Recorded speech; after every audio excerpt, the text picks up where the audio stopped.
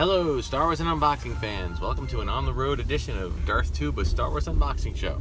I'm your host, Darth Tuba. Sorry for the sun glare, but I kind of decided at last minute to try something a little different today. But before I tell you what I was trying, I decided you need to know a few things. Number one, when it comes to holiday decorations, I'm not a huge fan of inflatable decorations. When I mean those, I'm talking about those big gigantic things that people put on their lawns, and they're basically just parachute material, all encased, and then it has a little fan on the inside, and the fan, you plug it in and the fan turns on and then everything blows up and it looks beautiful. It's just beautiful. It could be anything. It could be trees, Christmas trees, it could be Santas, it could be snow globes, it could be characters.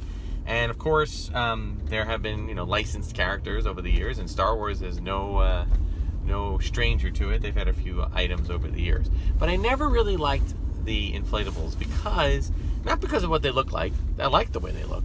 I just didn't like the way they looked when the power went off. When you can't keep them running all the time. It would, soak up a lot of power, and you have them running all the time in your house or outside your house. So then it looks like dirty laundry, So I'm not a big fan of those things. But then, wouldn't you know, Star Wars came out with a couple of things that I thought were really cool, and then I was like, well, maybe not, I don't know.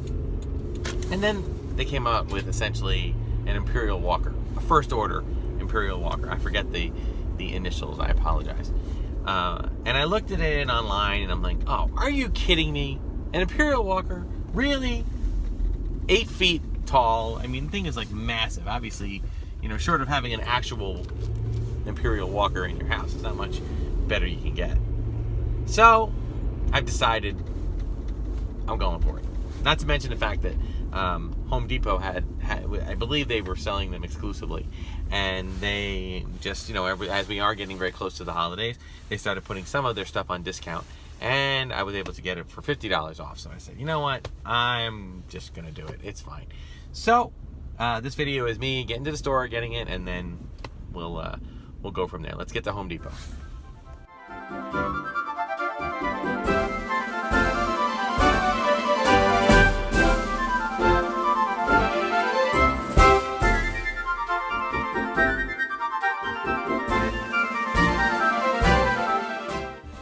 All right, so we managed to find it very quickly. They had one left. I gotta say, big fan of internet shopping when you're going into a store.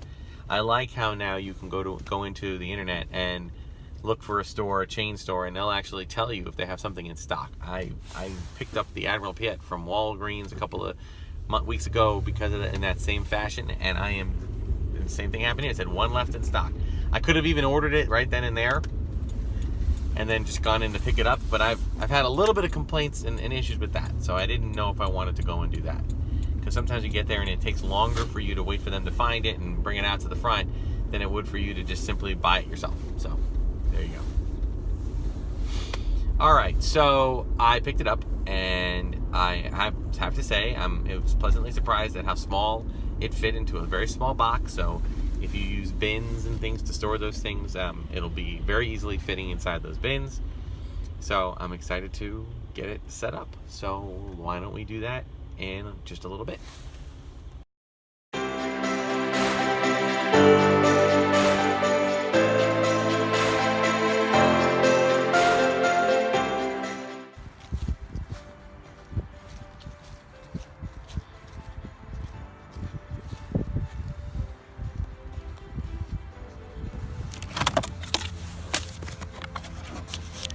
Okay.